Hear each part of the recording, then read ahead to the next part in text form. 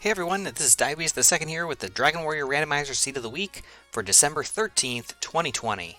The rules for the race are the same as usual, shown on screen. For more information about the Seed of the Week, the randomizer, the DWR Discord community, etc., check the description below. Since you're here, I stream DWR fairly regularly at twitch.tv/diabetesthe2nd, usually sometime between 8 p.m. and midnight Eastern, including viewer-requested seeds and community races, with the occasional vanilla speedrun stream on Saturday morning. So feel free to stop by. It's always a good time to see live races happening, commentary as we go along, interaction with the chat, and it's a fun time for everybody. So as usual, we'll be doing some post-mortem commentary of my run this week.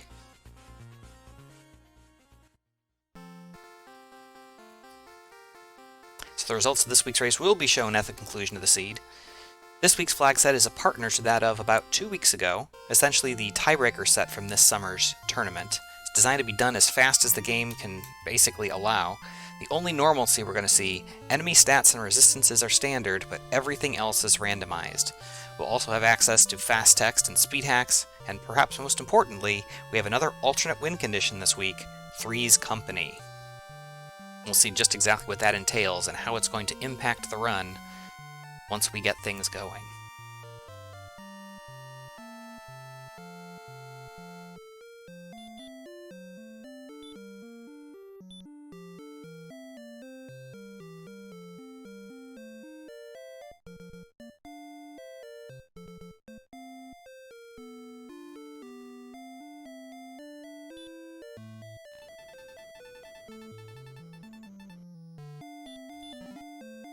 Alright, in the throne room we have a torch and a cursed belt.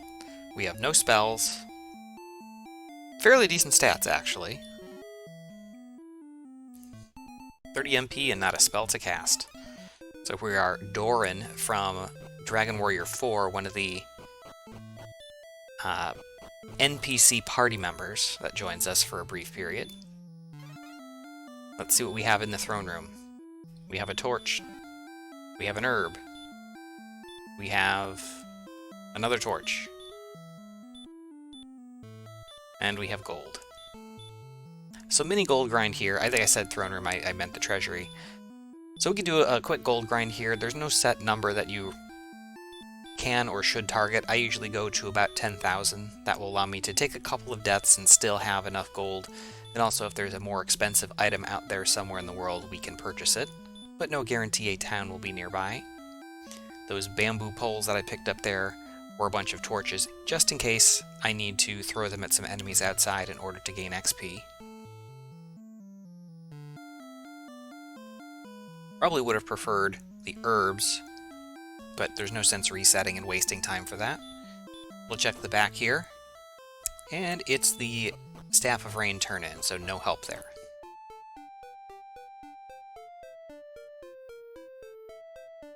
Okay, no towns immediately nearby. Let's see if we can pick up some experience. Well, the Magician has Dragon Lord Breath, so it doesn't look like we'll be defeating those here at level 1. Perhaps something else a little bit more friendly will be here in the home zone. Manta Drake will suffice. Ooh, only worth 12 experience, but we didn't need much in order to level.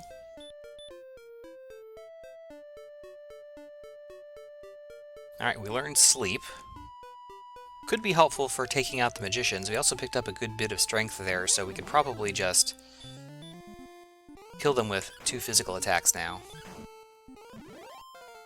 Which we do. Big stat gains, all the way up to level 5. More spells that we learned. Repel, Radiant, Outside Return, all good utility spells, not super helpful in terms of actual progression. More stat gains in the teens, all the way to level 9. So Red Slime seemed to be the big target here in the home zone, worth 221 experience points.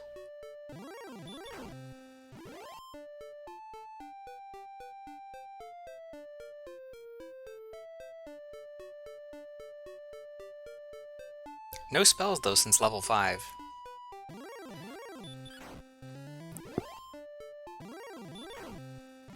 Scorpion's easy to defeat. The encounter rate is higher here in the desert, but they're only worth 33 experience. Magicians aren't too bad, though.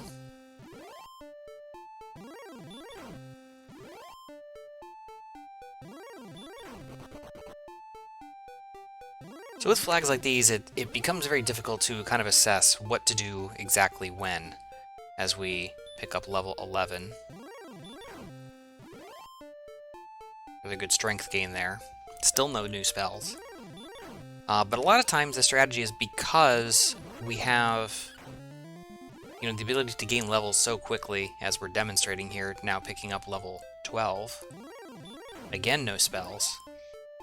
Is to try to gain XP and pick up some useful spells. Usually at least a healing spell, and if we can pick up Hurt More, that would also be helpful. If a town is immediately nearby, we can try to pick up some cheap equipment, but we haven't seen anything. We didn't venture out too far because the home zone did have at least 2 good enemies in the Red Slime and Magician that were both worth, hundreds of experience points. Easy, fast XP. So we're fairly close to the southern edge of the map.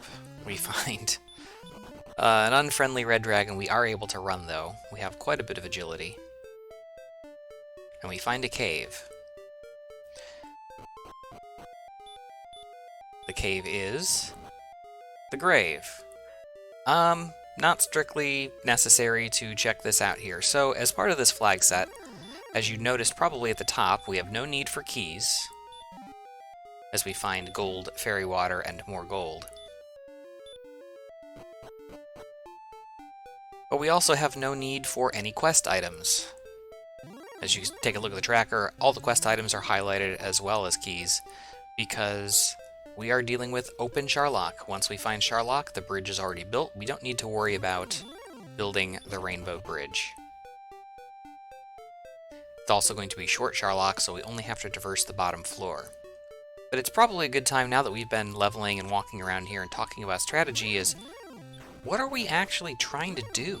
What is Three's Company, and what does that mean as an alternate win condition? As the Armored Knight sends us back to the castle. So, in Dragon Warrior, as you probably know, Princess Gwaelin has been kidnapped by the Dragon Lord's minions, and is held in the swamp cave guarded by a green dragon, at least in the vanilla. Normally, you'd rescue Gwaelin, return her to Tantagel, earn Gwaelin's love, which is a proverbial GPS useful in seeking out the overworld search item. In vanilla, that would be the token. In Randomizer, that can be any one of 7 different items, including the token. We'll be rescuing her today, but instead of taking her to Tantagel, we'll be taking her to Charlock Castle instead, and agreeing to the Dragon Lord's plan to split control of the world along with the princess. So, Three's Company. Us, the princess, and the Dragon Lord. So we need to be strong enough only to defeat the trap enemy guarding the princess, and traverse the bottom floor of Charlock to reach the Dragon Lord, but we don't actually need to fight him. So that's why levels are helpful, spells are helpful, particularly healing spells, and some equipment if we can find it. So the primary things we need to actually locate in the seed are really just Swamp Cave and Charlock. Nothing else matters. So checking chests, search tiles, and other things is only as helpful as if we were to pick up some equipment. As we finally pick up a new spell, it had been many levels, we now have Hurt More, but still no healing. Another spell at level 14 appears to be Stop Spell. We are guaranteed to learn all spells by level 16. We're still missing both healing spells. How about level 15? Nope. That means that we are going to learn Heal Hurt and Heal More, all at 16, so there's really not a whole lot else that we could have done. In fact, I might say that the appropriate strat would have been to level all the way up to, apparently, level 16, before venturing out and exploring. We saw that when we went southwest earlier, we saw the grave, and otherwise got pretty pulverized. the same when we traversed a little bit to the north. Now that we have hurt more, there's at least another pool of enemies that we can take out that were probably too weak with no weapon to take down. But if we run into something that we cannot run from effectively and we can't hurt more, for example a red dragon, we could be in trouble and sent back again.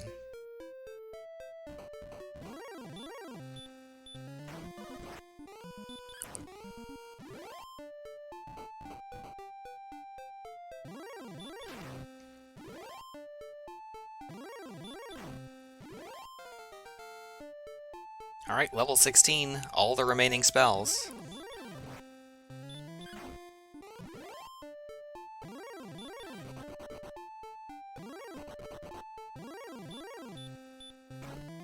We have a town here. The only one we really care about is Garinham. It's Hawksness. No reason to check the tile there. Again, Erdrick's sword, Erdrick's armor could be helpful, but not strictly necessary. We have a cave here. This is the Jerk. Wow, we have not found any of the useful stuff nearby. We do have another town here on the horizon. Again, the only one that would be of particular interest to us would be Garinham, if it were to have the swamp cave in the back. Otherwise, we could quickly try to look for some equipment. Although our stats are pretty good at this point, and with 129 MP, I can't imagine that we would have too much difficulty with whatever enemies on the trap tile, or whatever we face in Charlock. Search tile in Cole has nothing. Quickly checking the shop. We have a cheap flame sword. It's pretty good. Also have very cheap leather armor.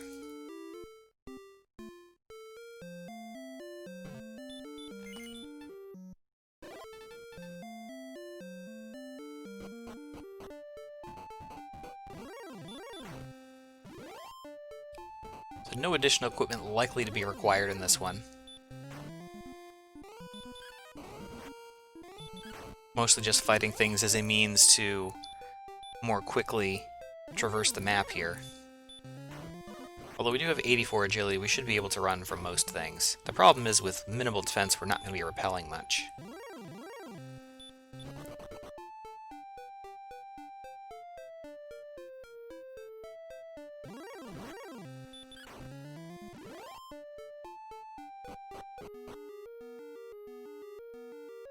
Curious about this decision to head back into Hawksness, as we pick up level 17, minimal stat gains.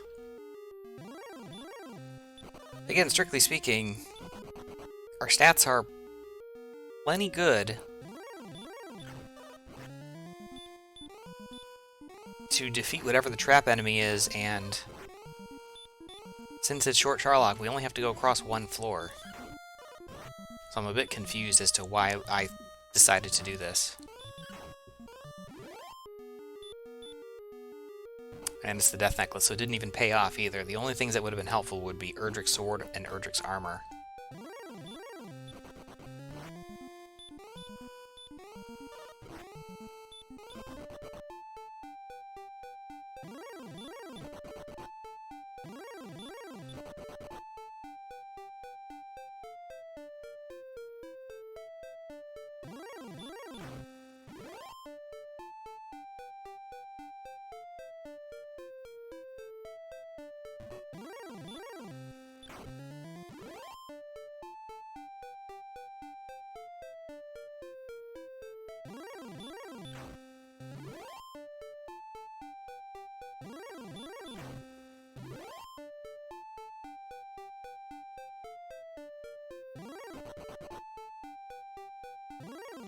Continuing the exploration here, still no further points of interest. We need the Swamp Cave, we need Charlock.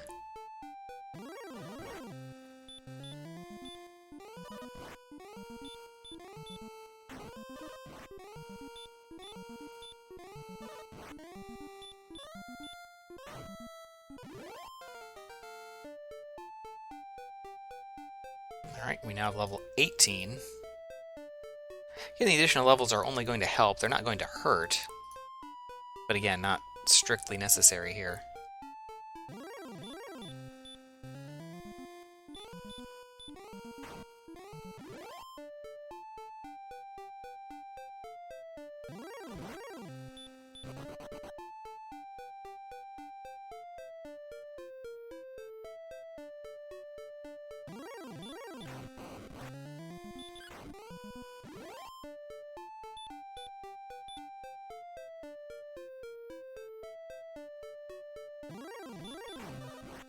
Magic's starting to run a little thin here from taking so many fights. Hoping for a town. We find one.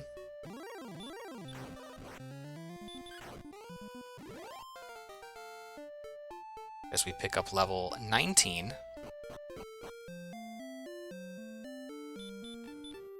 Agility boost is nice. It's Grinham. Okay, Swamp Cave could be here. It's also going to give us an opportunity to refill our resources. Herbs, again, not strictly necessary, but they're nice to have just in case. We are checking the shop because reasons.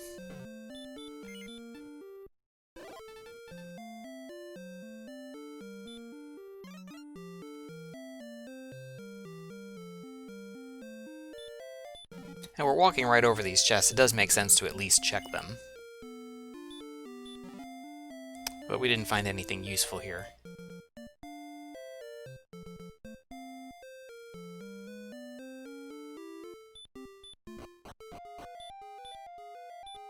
Is this the Swamp Cave? It is not. It's the Mountain Cave.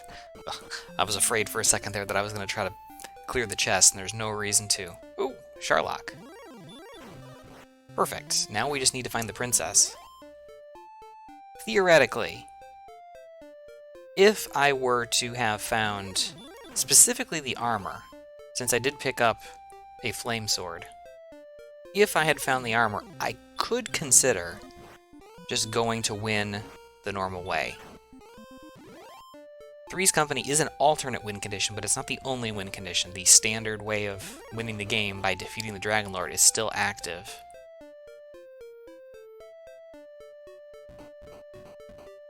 Got another town here. It's Cantlin.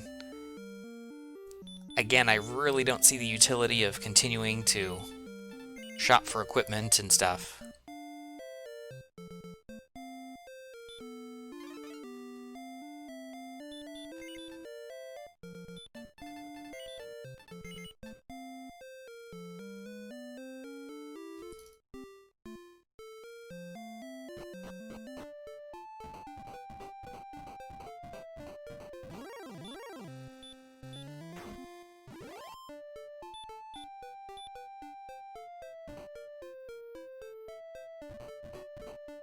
Alright, we've reached the northeast corner of the map, so we've really explored almost the entire eastern half of the map at this point, and just haven't found Swamp Cave. This is a lot of exploration for these types of flags.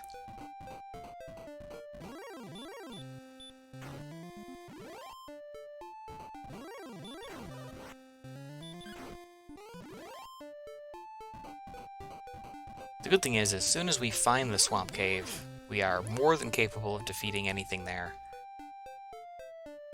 And we can just carry the princess for the win.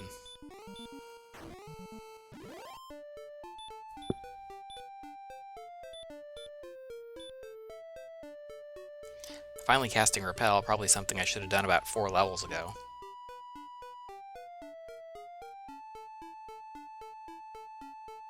Sharlock again.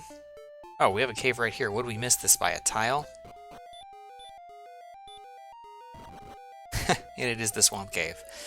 So, the princess is right outside Sharlock. At least it's a short walk.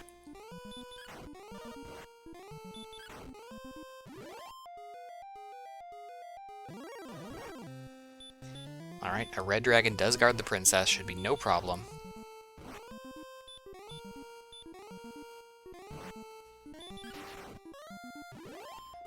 Critical hit, finishes off the red.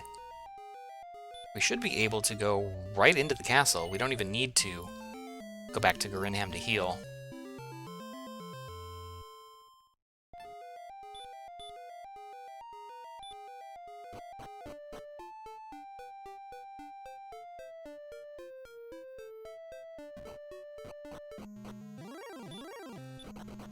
If this were a full Sharlock dive, I would probably stop to heal just in case.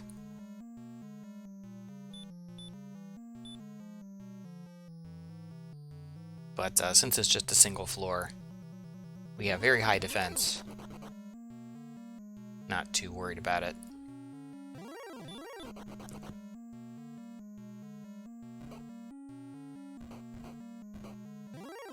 Trap enemy is a golem, so we don't have the fairy flute, but a crit goes a long way to taking out the golem very quickly. Half of the world is yours, and a whole bunch of text that we didn't get really a chance to read. Something about a disco ball? Huh?